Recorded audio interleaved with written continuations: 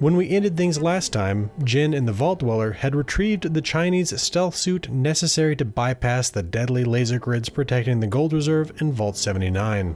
With access to the vault provided by the Motherlode drill and the solution to the laser grid problem in hand, the only hurdle that remained was dealing with the deadly laser turrets that guarded the vault. Page had been working on that problem and thought he might have an idea of where to find a solution. I'm the Irresolute Cartographer, and this is part 6 of the story of the Settlers of Foundation.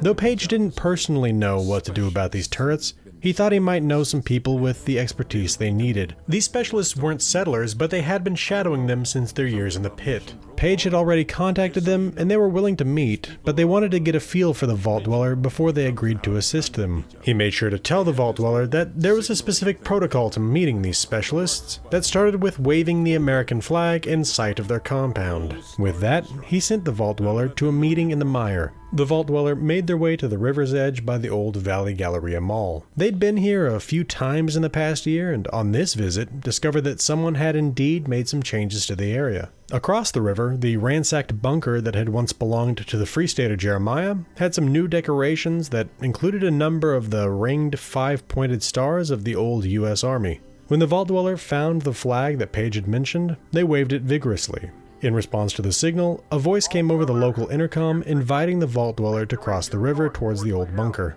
After disposing of a few mutated mosquitoes, they waded across the stagnant river to reach the northern shore. At close range, it became clear that the shelter had U.S. Army stenciled above the door. Upon entering the bunker, the Vault Dweller found that the interior decor had a decidedly less anti-government feel to it than it had under its previous ownership. Descending to the main floor of the bunker, they found 3 figures in military fatigues, 2 men and a woman. One of the men stood by a table, while the other 2 sat by it with a dog at their feet. Though the Vault Dweller didn't know it yet, this trio was all that remained of the Old Guard. Also known as the 3rd Infantry Regiment in the time before the war, the Old Guard had served ceremonial purposes up to and including as the honor guard for the president. These 3, Captain Fields, Sargent Radcliff, and Sergeant Thompson, had been carrying out a mission in Appalachia at the time of the bombs. In the aftermath of the war, they had moved north and encountered Page's settlers near the pit. Because they were still on their mission and didn't want to endanger the settlers, they had remained separated from them but had stayed nearby in case they needed help. Private Lucky, the dog in their party, was all that remained of Sergeant Thompson's trio of trained attack dogs, as they'd lost a pair in the escape from the pit. That event had scarred them all, and privately, they were considering resigning from what must have been one of the last remaining military units of the original United States Army. For the moment, though, they had once again settled down near the settlers, here in the mire east of Foundation. The man standing by the table politely introduced himself as Captain Oliver Fields, before demanding to know why the Vault Dweller was attempting to steal America's gold reserves. When the Vault Dweller explained the plan to restart commerce, Captain Fields mockingly questioned them on why they should be the ones in charge of an operation as important as that. When the Vault Dweller revealed themselves to be a defender of the people, Captain Fields' demeanor softened slightly, and he asked the Vault Dweller to reveal the true primary mission of their vault. While Vault 76's public mission had been the preservation of the best and brightest of America for the rebuilding of the nation, they did have another mission kept secret from the masses. The Overseer had been ordered to seize control of Appalachia's automated nuclear missile silos in the aftermath of the bombs from whoever claimed authority over them, and to hold them in the name of Vault-Tec. When the Vault Dweller revealed this to Captain Fields, he was reasonably content with the response, as he knew that Vault-Tec wasn't what they had publicly pretended to be, and this confirmed to him that the Vault Dweller was being forthcoming.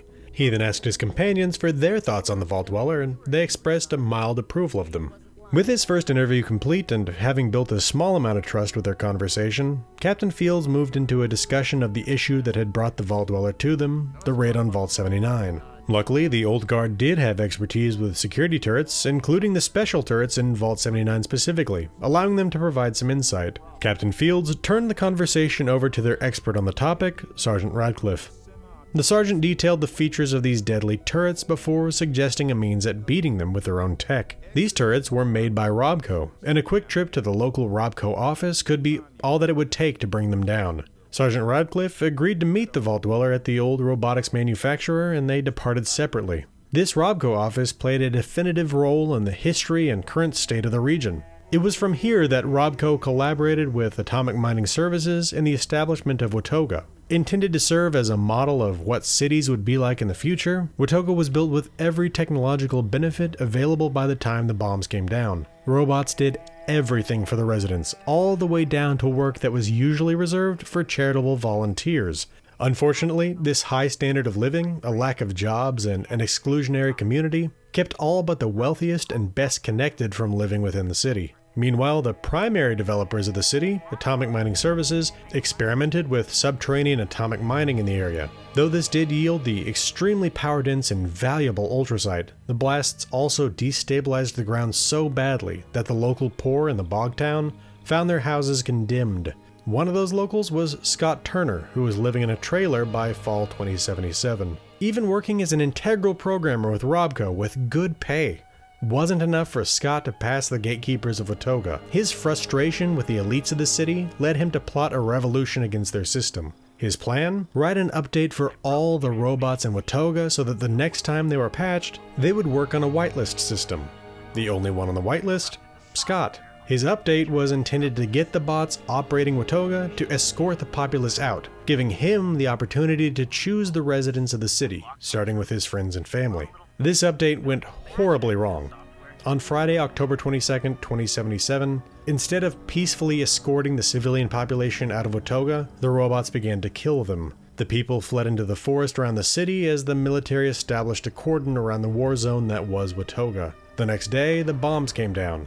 Amid the chaos, Scott had collapsed on the floor of his trailer. Unable to get back to his office to fix the problem, he left an apology and instructions on how to add oneself to the Watoga whitelist. It had been in following his instructions that the Vault Dweller had made the streets of Watoga walkable again for the first time in 25 years, at least for themselves. On arriving at this site that had once caused the robotic revolt of Watoga, the Vault Dweller made their way inside. In the lobby, they met Sargent Radcliff, and they went over the simple plan of searching through research projects housed at the site.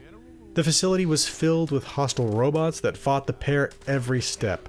Together, they made their way towards the lab's deepest in the facility. There they found a RoboBrain assembly area, including a RoboBrain that was complete save for the brain. Sargent Radcliff suggested the Vault Dweller find an on-site brain storage area so that they might complete it. The Vault Dweller searched through their records and discovered that the entire research team had removed their brains for use in RoboBrains. Along with this revelation were the instructions on preparing a stored brain for use in a RoboBrain. The Vault Dweller and the Sergeant left the RoboBrain assembly area and fought their way to brain storage. Here they found three options: brains belonging to Gina, Greg, and Dr. Diaz. The descriptions of these three brains held that the previous owners were sad, competent, and crazy in respective order. The Vault Dweller was feeling adventurous that day, so they went with the brain-damaged but brilliant Dr. Diaz. As the brains needed to be mildly seared to get them working again, the Vault Dweller and Sargent Radcliff reviewed the cooking instructions and cooked their crazy brain for 3 seconds at 41 degrees in a neutral pH fluid. After preparing the brain, they poured it into a new brain dome and attached that to the RoboBrain chassis in the assembly area. With a triumphant shout from the RoboBrain, Dr. Dorothea Diaz was reborn. When asked about bypassing her turrets, she declared it was impossible. Her work was perfect. Only she could beat her own work. Deciding to give herself a challenge, the newly robotic doctor rolled down the hall with a maniacal laugh and started work immediately. The Vault Dweller and the Sergeant defended the robotic doctor as she worked, holding off wave after wave of security robots. In the end, Dr. Diaz created a tool that allowed for the deactivation of her old turrets. With their objective in hand, they departed the Robco facility, leaving Dr. Diaz to build a new evil robotic empire in peace. When the Vault Dweller returned to the bunker, Captain Fields informed them that the old guard would be packing up and heading over to Foundation soon. The Vault Dweller had impressed them, and they were on board for the raid on Vault 79. Leaving the bunker behind, the Vault Dweller headed back to Foundation. With Penelope and the Motherlode drill, Jin in her stealth suit, and Sargent Radcliff and his turret tool, the settlers of Foundation were ready to begin the heist. Alright, that should do it for this episode. When we come back for episode 7, we'll deal with an unexpected challenge to the Vault heist. A special thank you to my patrons and channel members, and thanks to all who came by to watch this video. This has been the Irresolute Cartographer. I'll see you again next time.